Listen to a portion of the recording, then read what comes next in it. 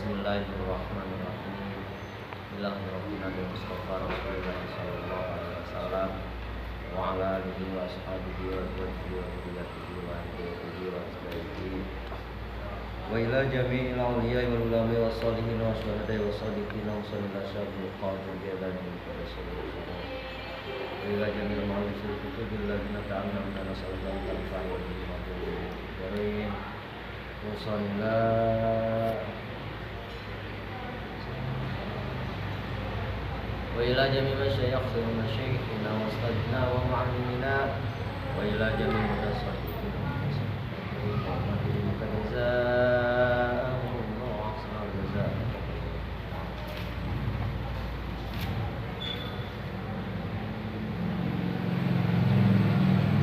المسلمين والمسلمات والمؤمنين والمؤمنات الأحياء والأموات Bismillah baina wa ummahatina ya bundaku wa usulihim wa furu'ihim wa faralahum dunubahum wa satarun bahum wa nasaruka bi barakati tirkatihim syawmillahi wa Fatiha. A'udzu billahi minasy syaithanir rajim. Bismillahirrahmanirrahim. Alhamdulillahi rabbil alamin. Ar-Rahmanir Rahim. Maliki yaumiddin. Iyyaka na'budu wa iyyaka nasta'in. Ihdinas siratal mustaqim. Siratal ladzina an'amta 'alaihim ghairil maghdubi 'alaihim waladdallin. Rabbighfirli wa liwalidayya wa lil mu'minina amin. A'udzu billahi minasy syaithanir rajim. Bismillahirrahmanirrahim. Qala al-musannif rahimahullahu ta'ala wa nafa'ana bihi wa bi'ulumihi fid dharain. Allahumma aftah lana wa lakum futuhil arifin. Allahumma aftah lana wa lakum futuhil arifin. Allahumma aftah lana wa lakum futuhil arifin bi rahmatika ya arhamar rahimin.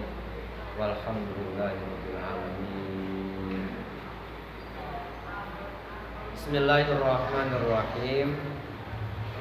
Wa nafsaka lan ing nafsu sira biha kelawan hidayah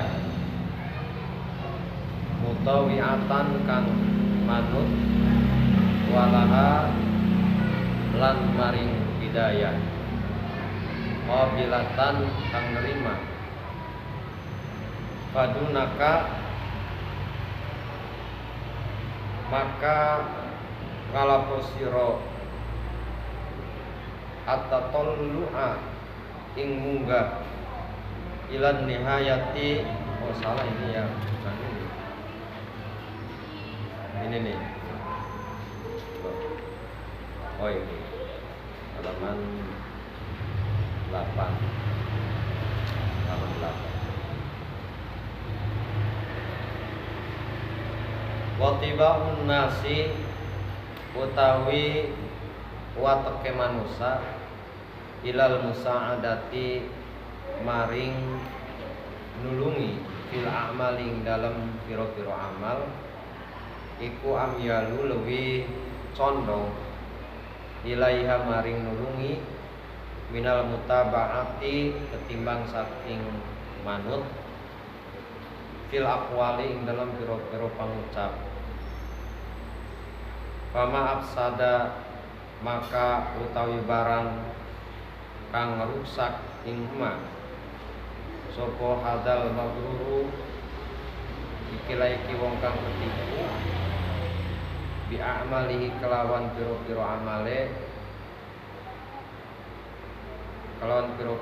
alim iku aksaru luwih akeh mimma ketimbang saking barang aslaha kang bagusaken ya alimhu ilma bi aqwalihi kelawan piro-piro pangucape idla yastajri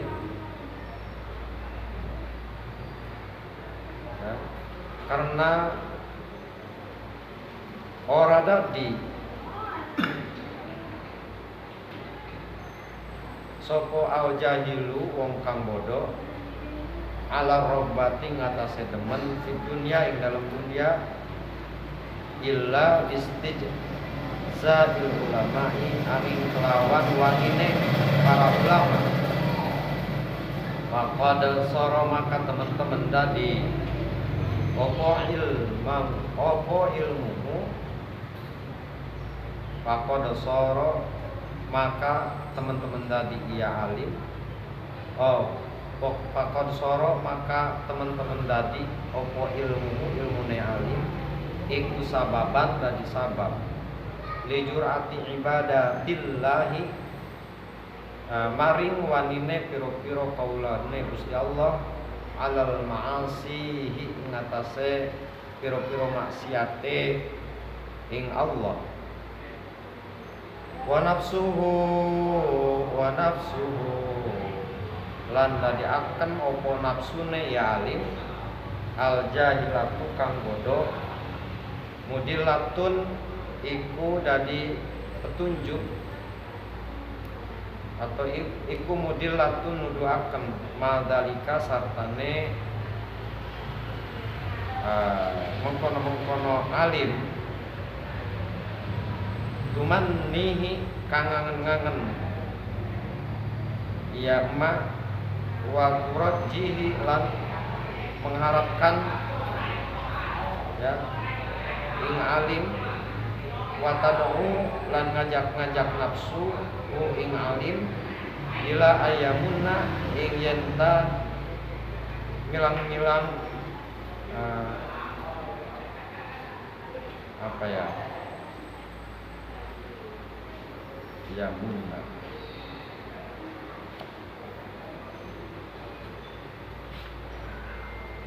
milang-milang apa namanya mana yamunnu ngatasé milang-milang nikmat Allahi ngatasé Allah bilmihi kalawan ilmune alim wa tukhayyilulan umede atau umuluhur atau sombong ilaihi maring alim sapa nafsune iya alim annahu ing satuhune kelakuan lan tingkah iku khairun lebih baik min kasirin saking ketimbang wong akeh min ibadillahi saking pira-pira hambane Gusti Allah.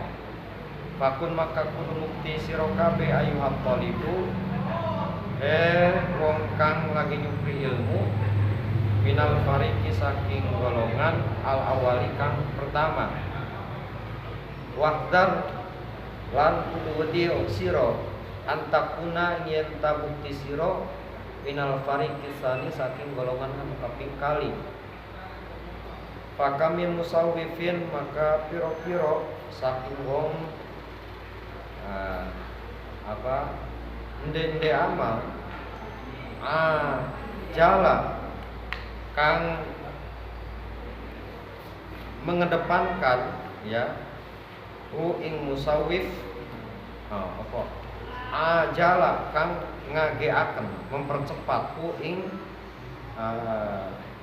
musawwif opo al ajalu ajale qabla taubating dalam sedurunge tobat fa khosira tuli dadi rugi yang musawwif wa iya kalan kudu disira suma iya ka tuli kudu disira antakuna ingjen tabukti sira minal fariqis salisi saking golongan kang kaping 3 patah laka maka dadi rusak sira halakan kalawan rusak temenan layurja kang ora bisa diharapkan opo mau sartane rusak falahuka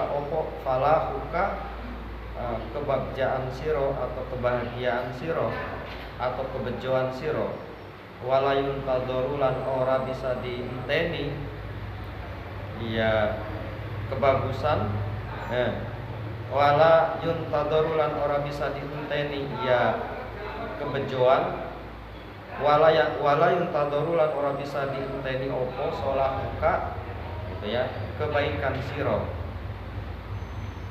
Fa'in kulta tuli lamun koli lamun ngucap siro, lamun ngandika siro, lamun ngucap siro. Fama bidayatul hidayati maka utawi sapa sing arane bidayatul hidayah liujar riba karena arah-arah nyoba insun biha kelawan hidayah nafsi ing awak insun. Fa'ala maka kudu sira mukhatab gue muayyan anna bidayatuha ing satune bidayah hidayah iku dohiratun dohir iku dohiratu taqwa dohir taqwa wa nihayatuha lan utawi puncake hidayah iku batinatut taqwa batine taqwa.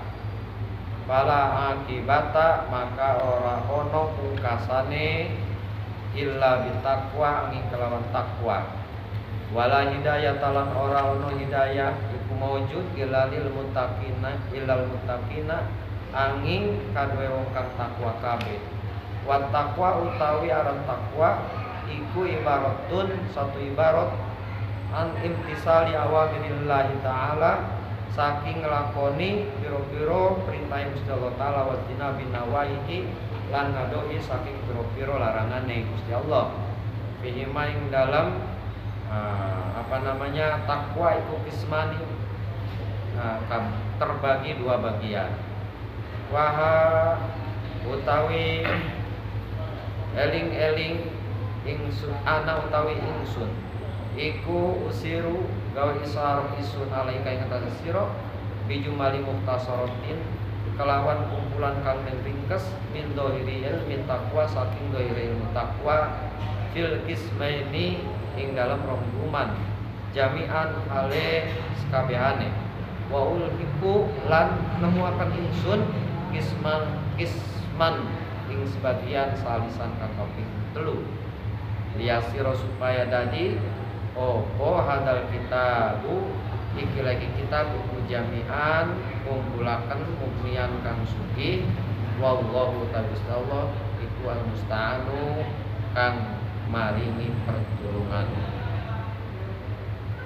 Pada malam hari ini dalam mukadimah ini menjelaskan bahwa ada kelompok ketiga yaitu diantara orang yang mencari ilmu adalah karena mereka ingin mencari kehidupan duniawi dan seakan-akan tidak ingat terhadap tujuan hidup yang sebenarnya, tidak ingat terhadap bahwa hidup di dunia ini hanya sementara, sehingga apa yang ia cari semata-mata dengan penuh kesadaran tidak lagi mengingat Allah Subhanahu wa taala, akan tetapi ilmu itu merupakan segalanya untuk meraih segala cita-citanya. Itu yang ketiga. Dan ini adalah merupakan sesuatu yang celaka. Yang penting dengan ilmu ini saya bisa menolong orang lain. Yang penting dengan ilmu ini saya bisa tenar. Yang penting dengan ilmu ini saya bisa segala sesuatu lah yang terkait dengan nafsu. Nah, hal ini juga karena memang terkait dengan memberikan pertolongan itu lebih cenderung manusia ketimbang daripada kepatuhan. Contoh begini, ada seseorang yang celaka, misalnya ada yang jambret, lalu kemudian dia terkapar jatuh. Itu tanpa harus disuruh, pasti manusia mau memberikan pertolongan terhadap orang yang kena jambret itu. Itu tanpa ada yang menyuruh. atau orang tersebut tidak minta untuk diberi pertolongan, tolong. Tapi kita melihat, ada perempuan misalnya tasnya diambil, langsung terperosok dari sepeda motornya, jatuh. Kita sedang mengendarai sepeda motor di belakang. Itu apa kira-kira yang akan kita lakukan? Pasti akan menolong orang tersebut. Setidaknya kalaupun kita tidak mengejar penjamret itu untuk merebut kembali hak perempuan itu, kita akan menolong perempuan itu karena misalnya terjepit sepeda motornya. Itu tanpa disuruh, ya. Tanpa disuruh orang itu akan memberikan pertolongan. Itu akan lebih mudah memberikan pertolongan ketimbang mematuhi ucapan-ucapan. Misalnya saya di sini atau seseorang yang bicara, kalian semuanya kalau memang menjadi orang yang percaya adanya Gusti Allah, percaya bahwa Al-Quran itu adalah pedoman hidup, coba perhatikan sholatnya, sholat awal waktu, sholat berjamaah, sholatnya di tempat ibadah. Kalau sholat yang fardu jangan dilakukan di rumah. Nah itu belum tentu ditaati, ya. Dengan perkataan seperti itu belum tentu ditaati. Tapi dengan memberi pertolongan terhadap orang lain, itu amyalu ilaiha, lebih cenderung mau manusia itu memberikan pertolongan. Nah, lalu kemudian orang yang hanya mengingat bahwa kebaikan itu yang penting bisa memberi pertolongan, itu termasuk orang yang rusak, ya. Orang yang rusak. Jadi tidak cukup kita itu hidup bersosial, tapi kita pun harus ada, ya, seperti Isra Mi'raj kan gambarannya dari Mekah ke Madinah, terus ke Sidratul Muntaha naik. Jadi ada sosialnya, ada horizontalnya, ada vertikal, ada garis lurus ke atas, ada juga kita bersosial.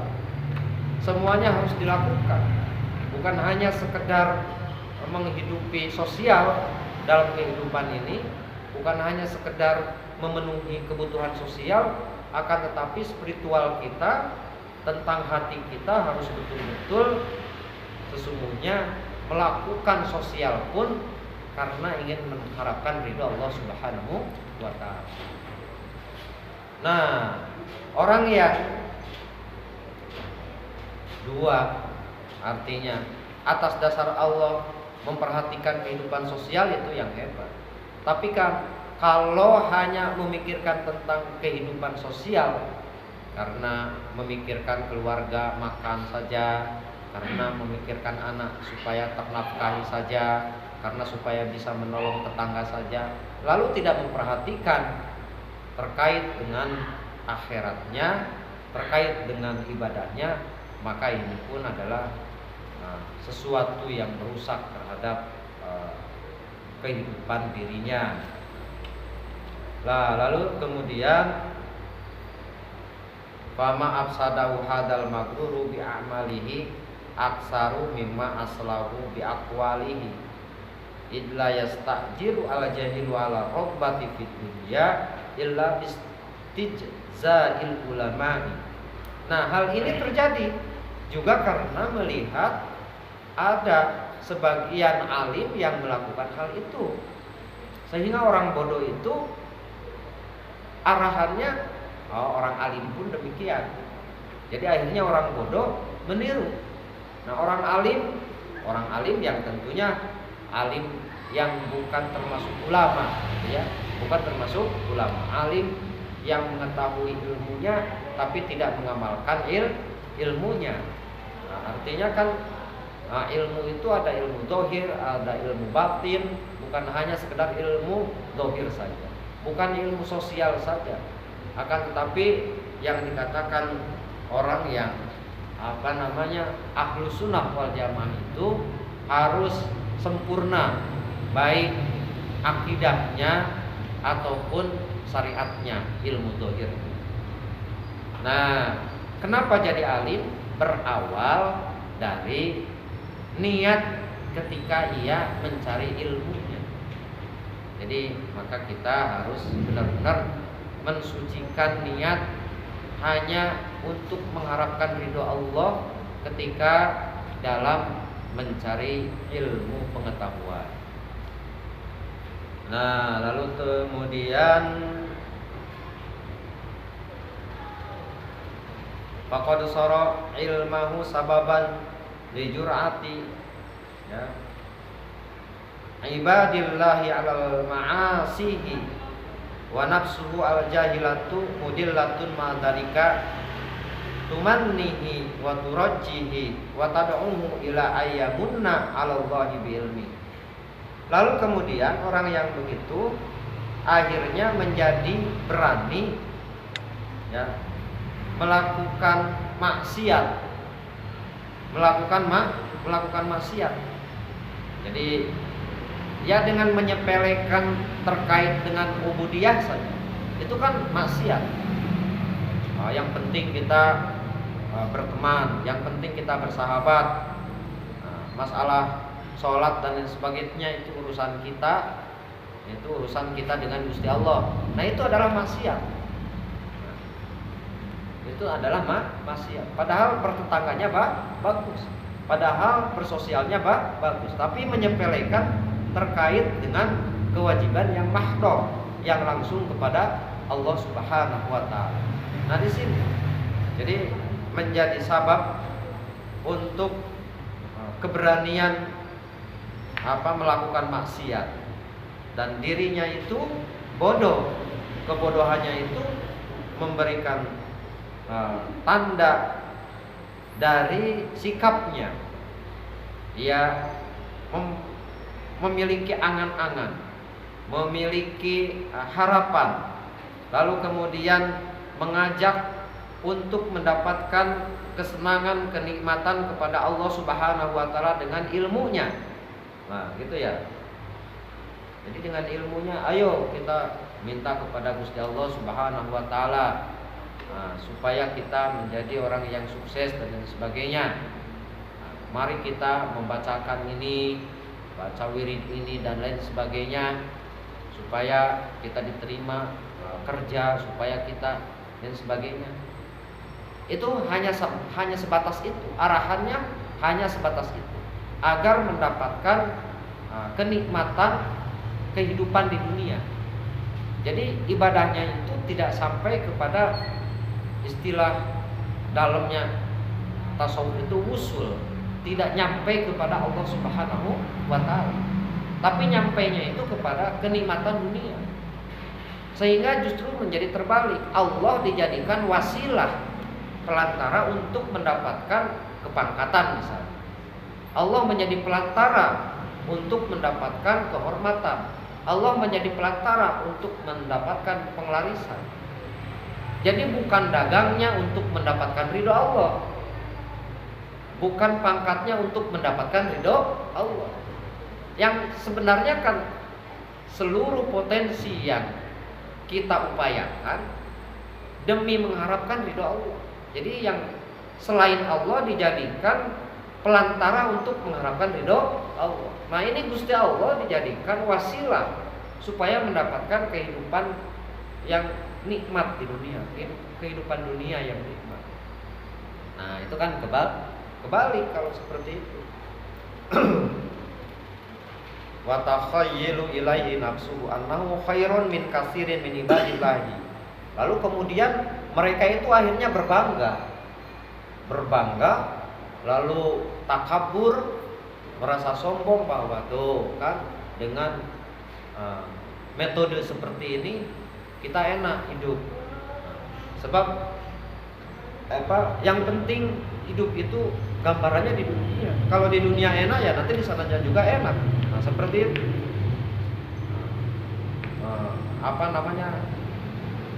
Memberikan arahannya itu modelnya tipenya seperti itu. Padahal kan tidak sedikit para waliullah juga di antara nabi ada yang kekurangan dunianya itu, tapi dia tidak menjadi penghalang untuk mengharapkan ridho Allah Subhanahu wa taala. Dan masalah kehidupan dunia untuk mereka beliau-beliau itu tidak menjadi masalah, gitu. Tidak menjadi masalah. Bahkan orang-orang yang seperti itu ya mencari rezeki yang penting halal. Yang halal pun tidak sampai berlebihan. Yang halal saja tidak sampai berlebihan. Coba orang-orang yang benar-benar waroi gitu ya, wirai, bisa dikatakan wirai atau waroi, bisa. Mereka cari harta rezeki yang halal. Yang penting dia tidak lapar. Ketika butuh terhadap makanan itu makan. Sehingga di dalam ilmu fikih itu makan cukup 2 kali dalam 1 hari. Dan di dalam rumah tangga pun wajib menafkahi itu adalah 2 kali makan dalam 1 hari. Suami terhadap istri, maka ia wajib menafkahi minimal kewajibannya itu 2 kali makan dalam sehari. Nah 2 kali makan itu sudah cukup badan itu untuk melakukan ibadah. Lalu kalau makan bakso bagaimana? Bukan, itu sunnah. Makan burger apa? Sunnah. Makan yang lain-lain itu adalah sunnah. Cemilan-cemilan itu adalah sunnah. Jadi kelebihan nafkah seorang suami terhadap istrinya itu adalah dikatakan ibadah sunnah. Nah kalau yang wajibnya itu adalah makan 2 kali dalam 1 hari. Nah kalau tidak kasih makan 2 kali dalam 1 hari itu akan ditagih di akhirat. Misalnya makan 1 kalinya itu 50.000, dia ngasihnya cuma 50.000, berarti hanya 1 kali ngasih. Nah nanti di akhirat pasti dituntut itu si suami itu. Makanya kalau misalnya kurang, harus minta ridho pada hari itu juga. Misalnya, Dek, ini hari ini rasa-rasanya jualan ini kok tidak ada hasilnya. Ini hanya ada uang 50.000. Kalau kurang untuk makan 2 kali misalnya, saya minta diikhlaskan. Harus minta diikhlaskan. Jadi kewajiban itu nanti akan dituntut di akhirat. Jadi kalau nafkah makan sehari 2 kali, kalau makan daging seminggu 1 kali, kalau memberikan pakaian 3 bulan 1 kali, kalau memberikan tempat tinggal itu minimalnya 3 kali 4. Nah itu wajib itu. Kalau kita mau menikah harus menyiapkan tempat tinggalnya minimal 3 kali 4. Loh bagaimana belum punya? Ya boleh kontrak. Dan kalau istrinya anak orang kaya, misalnya rumahnya tingkat 2, biasa hidupnya dilayani oleh pembantu, maka calon suami harus menyiapkan rumahnya tingkat 2 dan harus dilayani dengan pembantu. Nah itu masalah kufu, harus seimbang. Kecuali kalau dari pihak perempuan itu rela dengan keadaan seperti adanya kita, tidak sesuai dengan hidup perempuan tersebut dengan orang tuanya. Kalau dia rela ya sudah, tidak jadi masalah. Nah, cuman aturannya memang seperti itu. Artinya ketika perempuan itu menolak terhadap perempuan, ya, terhadap laki-laki, ya, karena atas dasar kekurangmampuan nafkah sebelum menikah, itu ada haknya, ya, karena harus dicukupi. Maka kita laki-laki ini harus lihat-lihat dulu kalau mau melamar itu, ya, jangan muluk-muluk. Bahkan kalau bisa terkait dengan harta kekayaan finansial, perempuan itu harus ada di bawah kita kalau bisa. Yang penting agamanya. Kalau agamanya hebat, ya sudah mantap. Kenapa demikian? Kalau masalah wajah, kalau masalah finansial dan sebagainya itu tidak membuat bahagia. Itu bohong itu, ya. Kalau finansial yang banyak itu membuat bahagia, bohong. Kalau kecantikan membuat bahagia itu bohong, ya.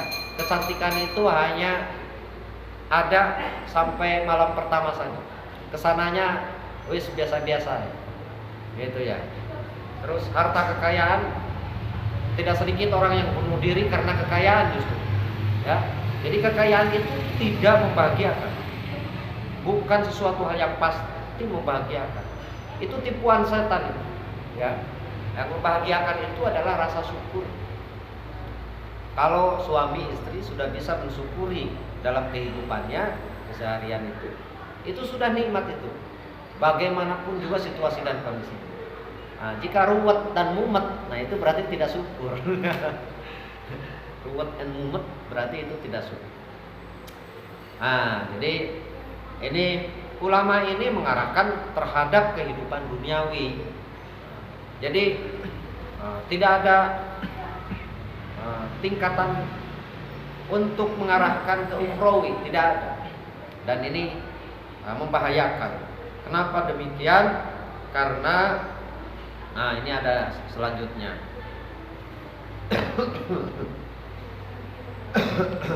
Fakun ayuhal talibu minal fariqil awal.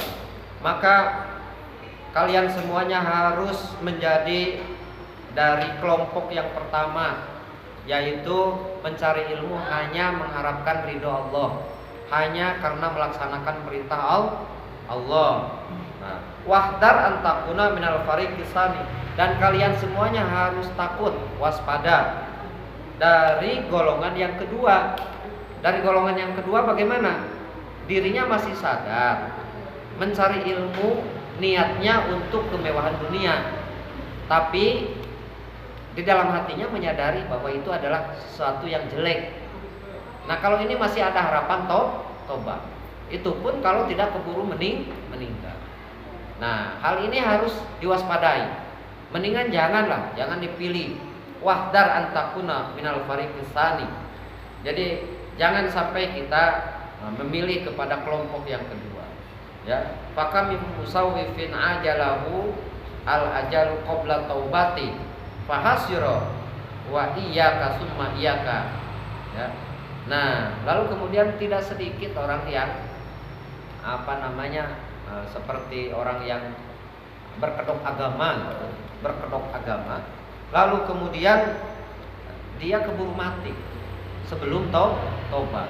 Nah, ini karena niatnya yang nomor 2 tadi. Di dalam hatinya menyadari kalau niat mencari ilmu bukan karena Allah dan untuk mengharapkan ridho Allah itu jelek, gitu. Tapi kenyataannya dia meninggal sebelum taubat. Nah, itu kan naudzubillah min dzalik, berarti berkedokkan agama karena dia mencari ilmu tapi hatinya tidak tulus ikhlas kepada Allah Subhanahu wa taala. Lalu wa iyyaka summa iyyaka antakuna minal fariqis salisi. Ya. Terus kita harus sangat takut, ya, menjadi orang yang kelompok ketiga.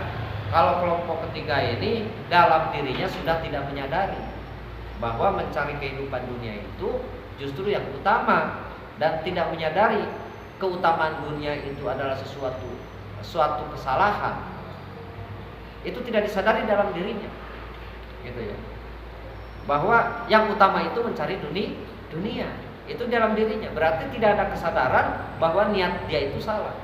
Nah, kelompok ini tidak mungkin ada harapan tobat karena sudah merasa benar, bahkan mengajak terhadap orang lain hidupnya harus mengikuti cara mereka, padahal cara mereka itu adalah salah.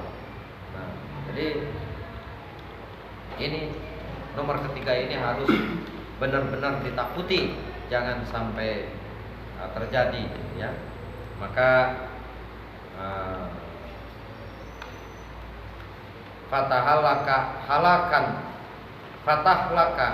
halakan, maka yang ketiga ini bakal rusak dengan serusak-rusaknya, yang tidak ada harapan kerusakannya itu, ya, akan mendapatkan falahuka, yaitu kebahagiaan, dan tidak akan bisa ditunggu oposolahuka, kebenarannya. Dia itu tidak akan menjadi orang benar, orang yang seperti itu, yang hatinya sudah motivasinya dunia, itu tidak ada harapan benar, tidak akan bisa ditunggu kebenaran. Kalau jiwa seseorang itu sudah cenderung ke dunia, itu tidak bisa ditunggu kebenaran hidupnya itu. Ini menurut Islam. Fa in qulta maka lamun ucap sira fama maka utawi opo bidayatul hidayah awal hidayah ya li ujarriba biha nafsi, maka dengan kitab bidayatul hidayah ini untuk menguji, mencoba terhadap diriku sendiri. Dengan adanya kitab ini untuk menguji diriku sendiri, apakah nanti sesuai dengan petunjuk hidayah pertama ini ya. Nah, apakah kita justru sudah melenceng gitu ya. Maka ini adalah merupakan tolak ukur. Jadi ini tolak ukurnya. Fa'lam anna bidayatuha dhahiratut taqwa. Maka kalian semuanya harus tahu sesungguhnya awal hidayah itu zahire takwa. Jadi kalau ketakwaan itu sudah zahir, maka itu awal hidayah. Awal hidayah. Awalnya hidayah adalah munculnya ketakwaan di dalam diri. Lalu kemudian wa nihayatuha batinatut taqwa. Akhir atau ujung daripada hidayah itu adalah batin, jeroannya kita takwa. Jadi bukan hanya sekedar zahirnya, akan tetapi batinnya pun dalemannya kita takwa. Ya. Lalu kemudian fala akibata illa bittaqwa. Maka tidak ada apapun kasane illa bittaqwa kecuali takwa. Nah, jadi akhirnya adalah puncaknya ketakwaan, baik zahirnya juga batin. Makanya di dalam Al-Qur'an kan ya ayyuhan nasu ubudu rabbakumul ladzi khalaqakum walladzina min qablikum la'allakum tattaqun. Akhirnya supaya bertakwa. Atau perintah kepada orang yang beriman. Ya ayyuhalladzina amanu kutiba alaikumusiyam kama kutiba alal ladzina min qablikum la'allakum tattaqun. Puncaknya ketakwaan. Jadi dengan mengawali introspeksi diri kita melalui kitab Bidayatul Hidayah ini itu sudah betul. Maka nanti ketika muncul dalam zahir badan kita ketakwaan, itu berarti sudah ada Bidayatul Hidayah. Nah, lalu nanti kemudian kalau bisa meningkatkan batin kita terhadap ketakwaan, maka itu sudah menjadi nihayah. Lalu kemudian selanjutnya bagaimana? Ya tidak ada ujungnya lagi. Yang jelas ketika sudah takwa zahir dan batin, maka akan takwa selamanya. Tidak ada lagi, ya. Nah, wala hidayata, dan tidak ada hidayah illa lil muttaqina kecuali bagi orang-orang yang takwa. Wa taqwa utawi takwa iku ibaratun an imtisali awamirillahi ta'ala, ngelakoni piro-piro perintah Allah Ta'ala, wastina bin nawahihi, dan ngadohi seluruh larangan Gusti Allah. Fihima ing dalam karo-karone imtisali awamir wasdinabi iku ismani, dua bagian. Jadi ada dua bagian yang namanya takwa itu. Satu, melaksanakan perintah. Nomor kedua, menjauhi larangan. Waha ana asiru alaika bijumali muhtasaratin min dhahirin ilmi taqwa fil qismaini jami'an wa ulhiku qisman salisan yasiru hadal kitabu jami'an mughniyan wallahu musta'an. Jadi bahasa imtisal di sini, imtisali awamirillahi ta'ala, ngelakoni seluruh perintah-perintah Allah. Itu bukan af'alu awamirillah, bukan mengerjakan, ya. Bukan bahasa fa'lu. Fa'lu itu pekerjaan badan yang zahir semata, fa'lu. Jadi kalau makan itu fa'lu. Kalau wudu itu juga fa'lu. Kalau tidur juga fa'lu. Kalau nendang bola juga fa'lu. Tapi kalau imtisal itu lebih dari itu. Jadi terkait dengan hati, terkait dengan tujuan, terkait dengan niat. Nah, jadi bukan hanya sekedar ngelakoni, tapi harus ada isinya. Kalau sholat itu bukan hanya sekedar mengangkat tangan, ruku, sujud, lalu kemudian nengok kanan kiri, bukan hanya sekedar itu. Kalau imtisal itu ada bacaan yang harus dimaknai, ada niat dan ada tujuan di dalam melaksanakan itu semua. Itu namanya imtisal. Ya, imtisal. Bahasa imtisal itu maknanya seperti itu. Insyaallah dengan membacakan kitab Bidayatul Hidayah ini, kita semuanya bisa mengoreksi terhadap diri kita sebagai awal hidayah untuk menuju ketakwaan kepada Allah Subhanahu wa taala. Alhamdulillah, muqaddimah ini sudah selesai. Mari kita lanjutkan, yaitu al-qismul awwalu fit ta'ati.